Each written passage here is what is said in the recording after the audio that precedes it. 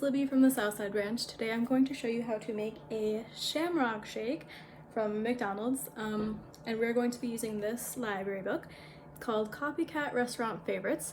As you can see, I have a lot of things tabbed. Everything that I've tried in here so far is really good, so when we open back up, highly recommend that you guys check this book out. Alright, stay tuned.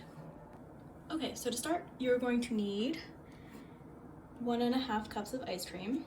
If you have a scoop like I do, it's like this big, it says 16 at the bottom, you're going to need about 3 or 4 scoops of vanilla ice cream.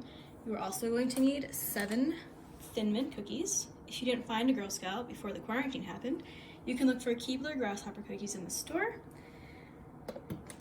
And then you're going to need creme de menthe, not sure how you say that. If you don't have that or you don't know what it is, you can pretty much just mix 3 tablespoons of milk, any milk of your choice, if you want coconut milk, almond milk, whatever.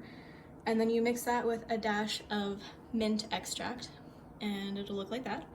You're also going to need green food coloring.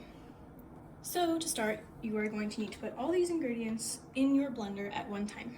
So I usually start with the ice cream. I'm just gonna go ahead and pour that in there. Hopefully you can see what I'm doing. Alright, once you slopped all your ice cream out into the blender, you can add your cookies and kind of just spread them around the blender so they don't end up in the same spots as the rest of the cookies do, if that makes sense. Then you're going to add your milk and mint combination, and that's acting as the liquid for your shake, so it makes it nice and smooth. And then you're going to add a few drops of green food coloring. I would say maybe like 3 or 4. You can kind of go back in and add more if you need to, but it's better to start off with less, because you can't take the food coloring back out if it's too green.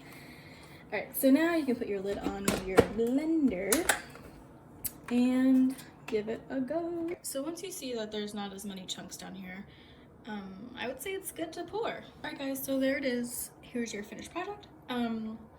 Just so you know, all of the ingredients only makes 1 shake of this size.